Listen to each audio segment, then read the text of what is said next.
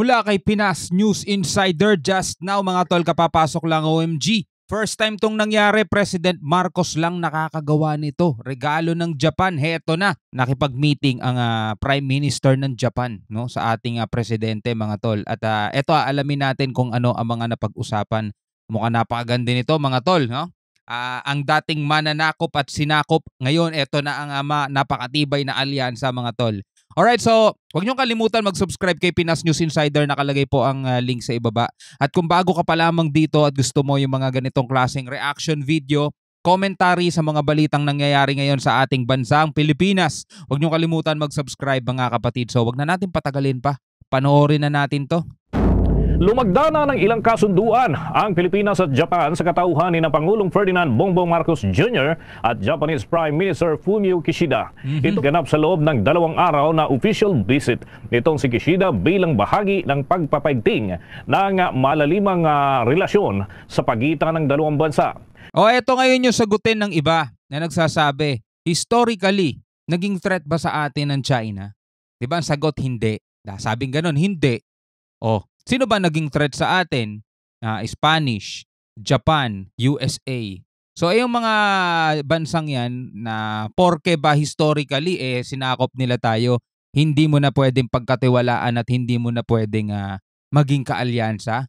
And yung hindi na nakop sa atin nung mga nakaraang panahon, yun ang dapat natin pagkatiwalaan ngayon. Ano sa tingin ninyo mga tol?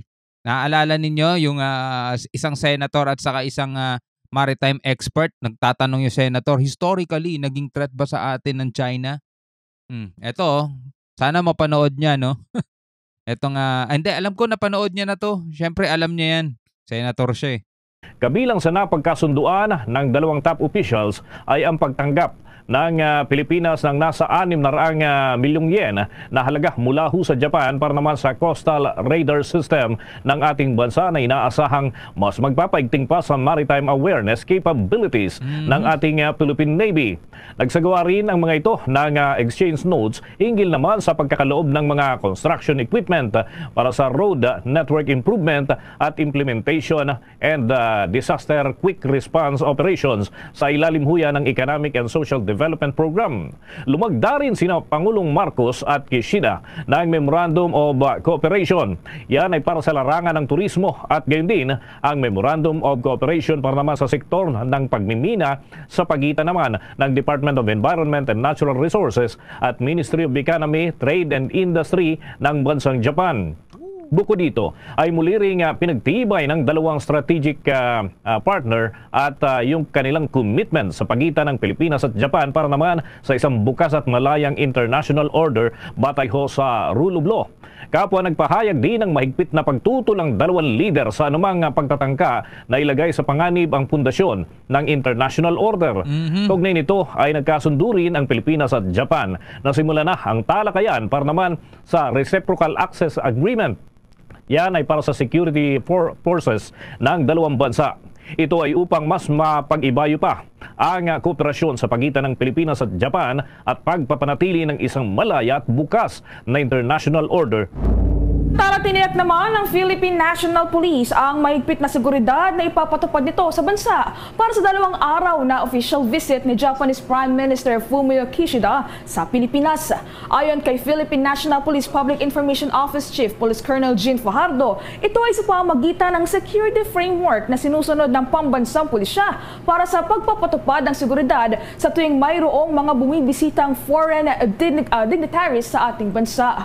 Aniya, bukod dito ay patuloy din ang ginagawang pakikipag-ugnayan ng kapulisan sa close-in security ng kasamang delegasyon ni Kishida sa pagbisita nito dito sa Pilipinas. Matatanda ang kabilang sa mga aktibidad ni Japanese Prime Minister Fumio Kishida sa bansa ay ang pagdalo sa bilateral meeting nito kasama si Pangulong Ferdinand Marcos Jr. sa Palasyo ng Malacanang kung saan tinalakay ng dalawa ang iba't ibang mga usapin kabilang na ang issue sa pinag-aagawang teritoryo sa West Philippine Sea. Habang ngayong araw naman ay nakatakda ring buksan ng isasagawang special joint session sa Senado at Kongreso na daduluhan naman ni Prime Minister ng Japan na si Fumio Kishida kasama pa pang mga mambabatas dito sa ating bansa. Samantala sa karagdagang balita dito naman sa Pilipinas, ibinunyag ni Armed Forces of the Philippines Chief of Staff General Romeo Bronner Jr. na may ilang grupo umano na mga retiradong opisyal ng militar na nagpaplano na patalsikin si Pangulong Ferdinand Bongbong Marcos Jr. Yan, ito yung nabigyan natin ng reaction video kagabi, no? Kagabi na yun na reaction video natin. Ang tanungan natin, bakit? Ano ba ang problema nila dito sa ating kasalukuyang namumuno? Kasi alam nyo mga tol, no? Kahit na sinong ilagay niyong presidente diyan, no? Kung walang pagkakaisa, basta matino mga tol, matinong presidente. Wag yung loko-lokong presidente. Kahit na sinong matinong presidente ang ilagay natin sa isang bansa, kung walang pagkakaisa at kung maraming magbabalak na agawin ang posisyon niya o patalsikin siya mga tol, walang kapayapaan yun, walang pag-asenso. 'Di ba mga tol? Matino na nga eh. 'Di ba? Ano pang ipapalit mo tapos gagamitin pababagsakin mo sa pamamagitan ng maling pamamaraan, 'di ba? So hindi natin alam mga tol kung ano ang dahilan nila. Baka meron silang talagang ewan natin mga tol. Ikaw ano masasabi mo? Tuloy natin diyan. Dahil dito ay nanawagan ito sa mga retiradong sundalo na huwag pansinin ang mga imbitasyon na nag-aalok na sumali para naman sa pagpapatalsik sa nakaupong presidente. Hindi na dapat pagtuunan daw ng pansin ang nasabing balak ng grupo at sa halip ay bigyang pansin ang mga nagawang pagbabago ng gobyerno sa mga sundalo. Hindi na nagbigay pa ng detalye si Bronner ukol naman sa nasabing mga usapin. Sana yung ibang mga retiradong opisyal na, total may connection pa rin sila, no? Sana hindi na nila suportahan yung mga ganong mga bagay. Isipin na lang nila yung bansa natin mga tol. 'Di ba? Bumabangon pa lang tayo mula dun sa pagbagsak ng ekonomiya dahil sa pandemya. Tapos may problema pa tayo sa mga rebelde, problema natin sa soberanya natin, West Philippine Sea. Tapos yung iba nakafocus sila pabagsakin yung presidente. 'Di ba?